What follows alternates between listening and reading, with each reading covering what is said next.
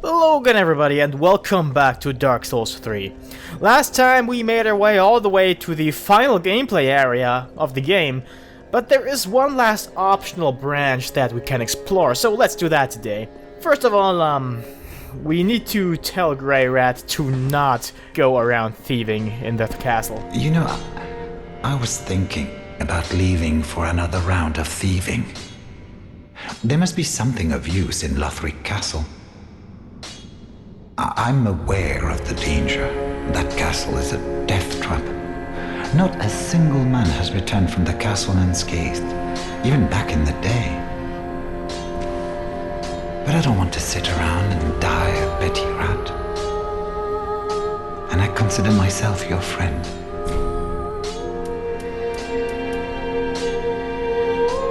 Right, fine. You're very thoughtful, you are. But if you change your mind, do speak up. I meant every word of what I said. Goodbye, and stay safe. If we send him to Lothric Castle, he will die no matter what. We can collect his corpse and his ashes, of course, but I don't want to see him die. But, you know, before we actually go on to that optional part, we have quite a few tomes left that we can, you know, give to people. And I think we should definitely do that, because they usually have some nice lore once we hand them over. I am pleased to have a pupil as dedicated as you.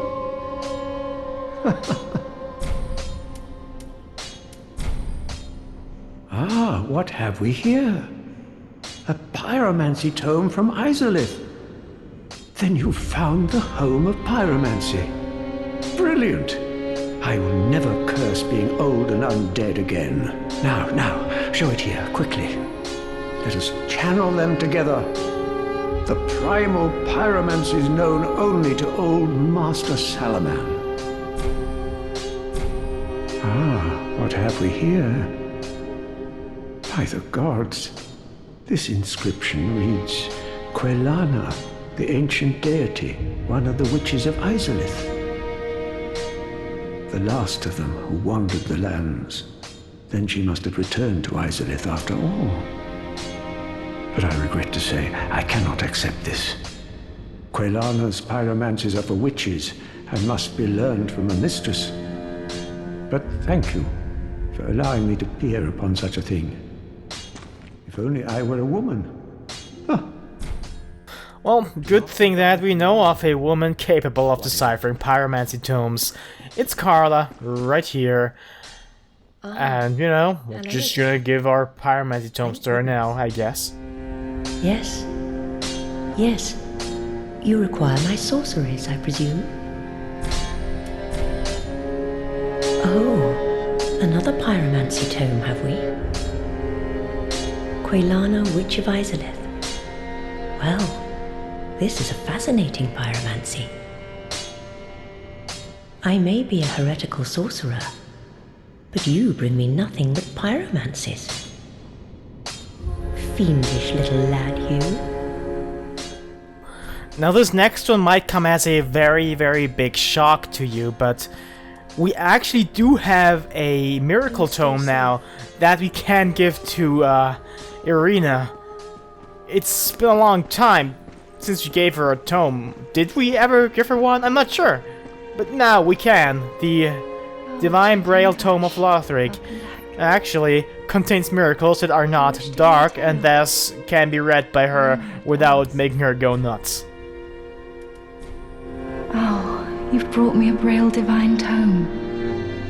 Now I can tell new tales of miracles. Tales of the greater miracles can be quite the epics. What fun we will have. I was not meant to be a firekeeper, but I am honored to serve you beside the bonfire. The gods are ever merciful. My gratitude lies with them and with you. I am yours now. Your wish is my command. Alright, last order of business before we hop back into the optional bit that we want to explore today is to actually deliver the cinders of Yorm to its throne, because we kind of forgot to do that.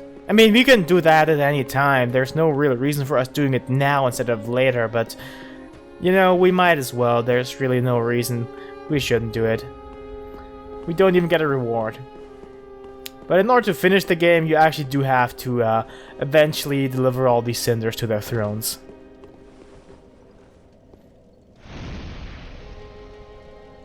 And fitting for a giant, it's a huge skull. That's also on fire. Anyway, let's head back to Lothric Castle. You might have seen it already last time when we went through there, but there was another path that I just ignored. And I believe I even said that I usually take the bonfire down below to reach it, even though this one we used just now is just objectively faster. Then again, one of those could just not be there, honestly, but hey, you know. We're gonna go this way today. And we bring with us Yorm's machete. You can see that thing resting on our shoulders. It's quite big, and we actually did respec to a strength build for this weapon. I haven't used it before this, but I figure, okay, I gotta use a great axe at least once. And this is as good as any, right? Wrong, it's pretty damn good actually. It's not as good as any, it's better than most, as far as I can tell anyway.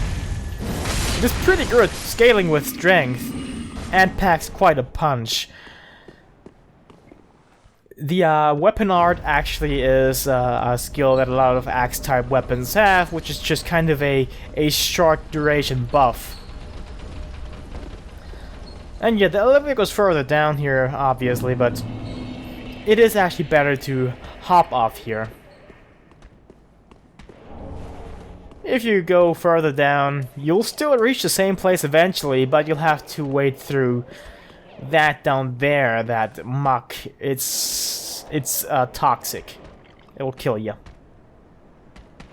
Well, as fast as toxic kills you anyway, which isn't very fast in this game.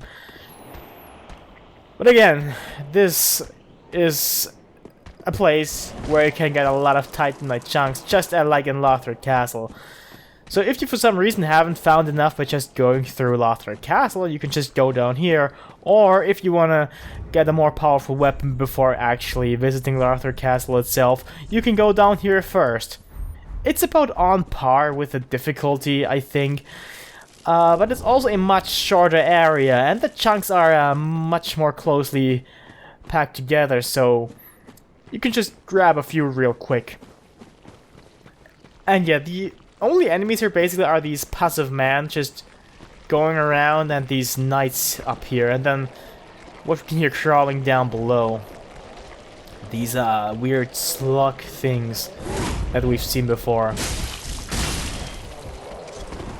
Using the weapon art, in addition to being a buff, actually also changes the moveset a bit. I prefer the unbuffed moves though. They have a better range in general, and I believe they even do more damage. But that might just be me. Who knows?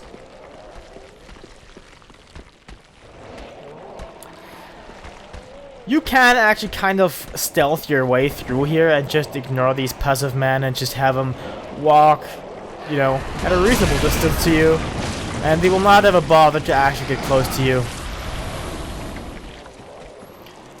I don't even believe there is a reason to fighting them. The ones that we fought on the high wall of Lothric, you actually should fight those, because they give you Titanite charge the first time you kill them.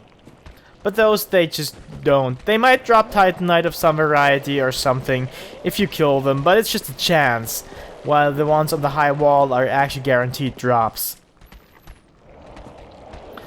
But yeah, if you want to kill 3 of those guys, this is a good place, I suppose.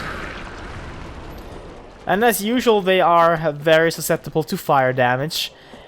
It'll stun them for a second or two, allowing you to get in a few more hits. And if you have a weapon that is actually infused with fire, or does fire damage in some other way, you'll just stun lock them basically. You have to be careful though, because after they stop being stunned by the fire, they will for a brief duration be invincible to the stun effect of fire damage.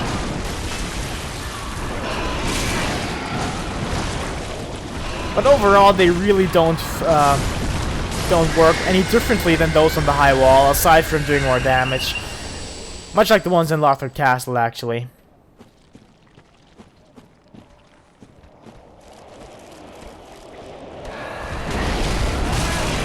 And then normally just avoid those, because there's not much of a reason to fight them. I just sprint through this area pretty much. It is very short after all.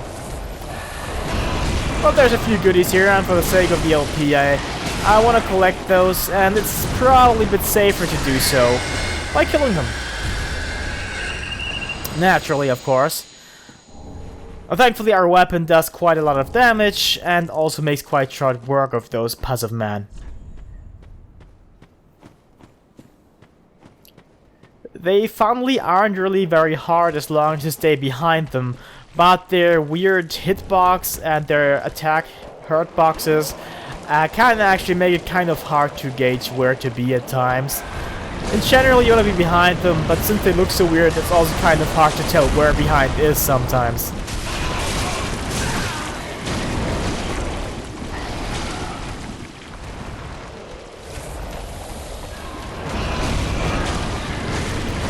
And there, I almost forgot that there's regular hollows here as well.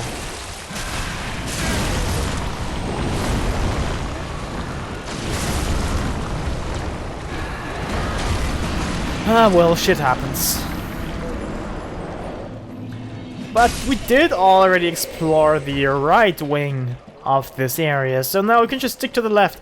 In fact, we don't even need to kill that, that last puzzle of man, as far as I'm aware, to get anything. Instead, we'll just deal with those slugs. They're essentially harmless. Their only danger lies in them being, you know, in that toxic muck. Thankfully, it doesn't really slow you down. But they can still do stuff to you that you don't want to be done to you. But if you want to dress up as a ninja, you have to kind of go down there.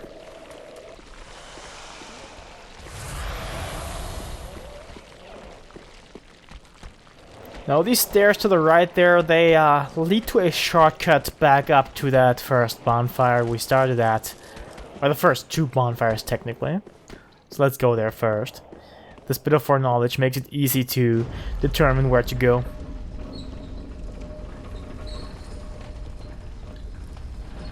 And yes, there is another drop that you can make halfway down or up the elevator. But we're gonna do that on the way back down, of course. Now finally, this path, the shortcut, is almost as long as the path we just took. If you fight the enemies, it is for sure as long.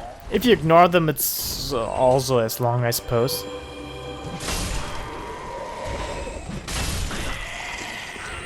These thrall thieves out here are probably one of the most annoying enemy types in the game, so I'm glad they brought them back for this endgame area.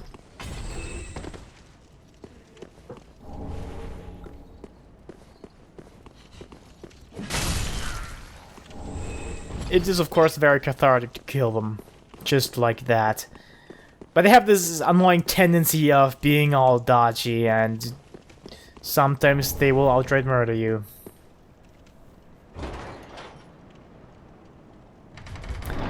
And we are now back to that one door we couldn't enter earlier.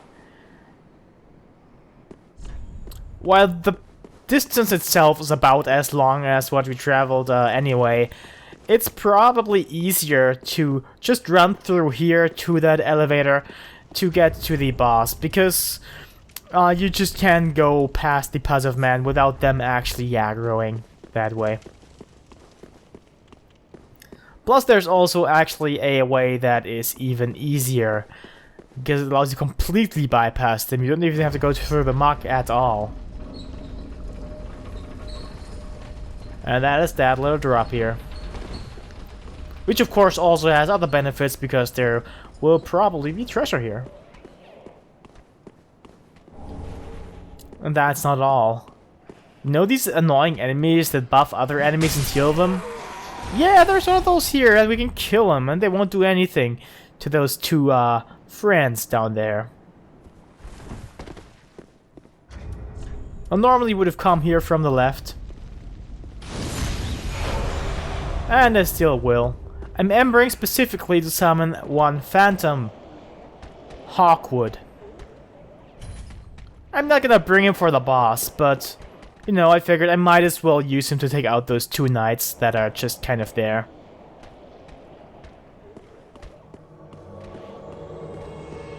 Because they might be a bit annoying to fight, though you cannot just 1v1 them. It's relatively easy. But Phantoms have this unfortunate tendency to just attack whatever is closest to them. So sometimes they will attack a target that you don't want them to attack. So you gotta be careful on how you actually do things. And they soak up quite a bit of damage, so you can just let them do stuff for you.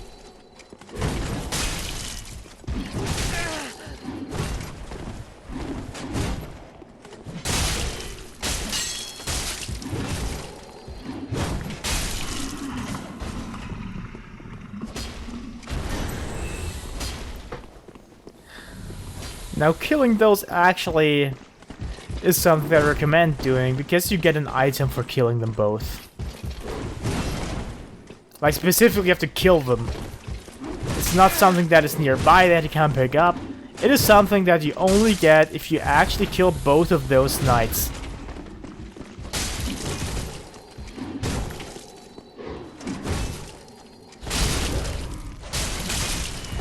And I believe my charged two-handed heavy attack is more powerful than a plunge attack.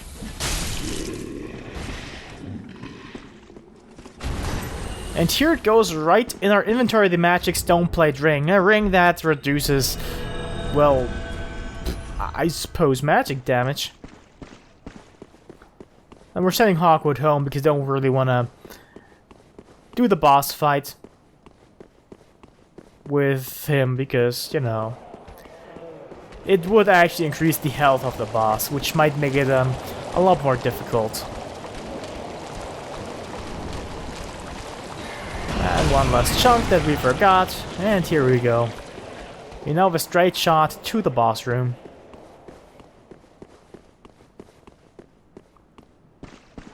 And this is quite an interesting one, and the fact that we've got the magic stone plate ring here, you know, might be helpful. Who knows? That's quite the music.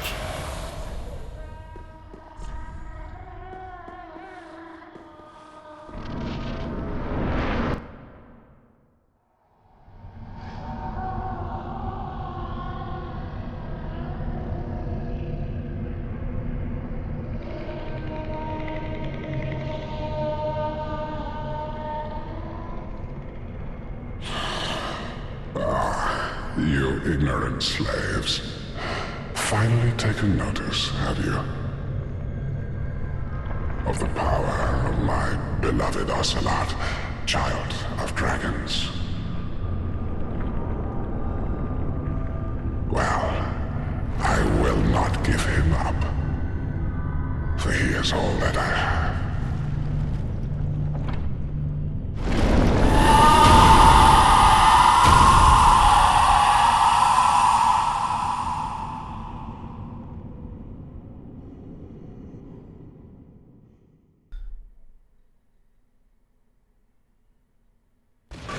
Oceiros, the consumed king here, carries what's either an invisible baby or his imagination.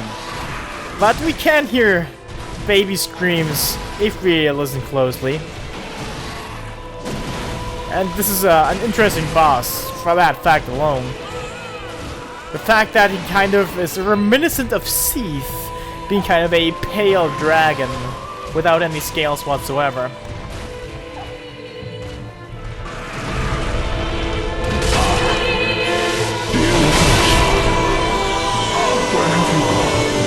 Are you hiding from me? Come out. Don't be afraid. You were born a child of dragons. What could you possibly fear? Ocelot. My dear little Ocelot. Oceiros may possibly blind and not even know that his child is invisible. Or, again, he might be imagining it. I don't actually know.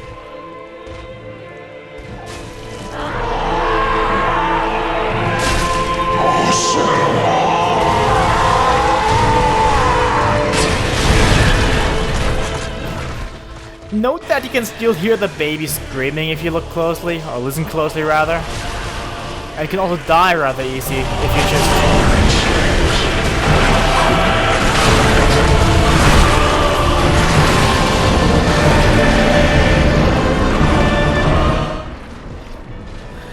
Alright then, let's try that again.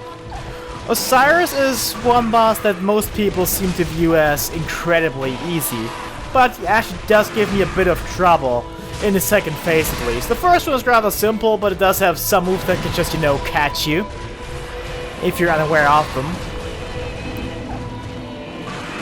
That tail whip is actually one of the moves that makes it easiest to get behind him. And while it is tempting to just wail on his tail forever, you actually can't chop it off. This is not a Dark Souls 1 boss after all. Because in Dark Souls 1 you could just chop off tails of basically any boss that had a tail and get some form of reward for it, like an additional weapon. Seath's tail in particular was kind of infamous. It was relatively hard actually chopping it off. Now he has a tail whip that just goes in a full 360 degrees, but if you just time it right, it's still a really good way to get close to him and get in a few hits. Because especially with a heavier weapon, this boss actually isn't quite as easy as it's made out to be by a lot of people.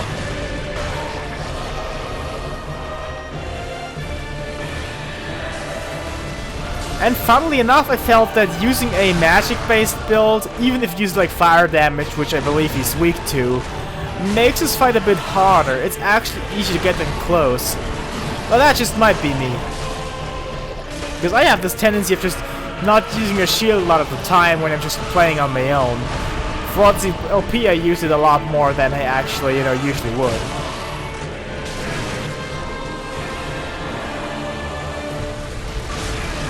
His charges are probably the most difficult to dodge attacks. It's probably best, if you can see it coming, to just run away. Because if you dodge into it, I believe that the entire body is actually part of his hurt box. Or at least a very large part of it, which might just make it really easy for him to hit you. Aside from that, his tailspin is actually the attack that they go for.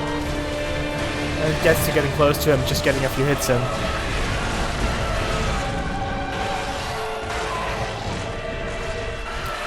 And all the while this happened, you can still hear what presumably is Ocelot screaming in the background sometimes.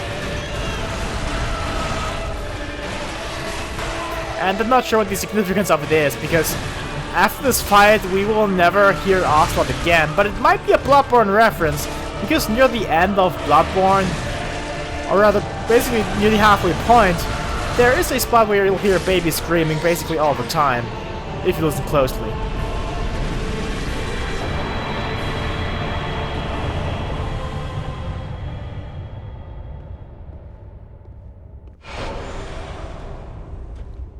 And now, he has fallen. Alright, there is a door here, but let's ignore it for now, and instead look at the weapons that we can make of a sword. There's one that I quite like myself, actually.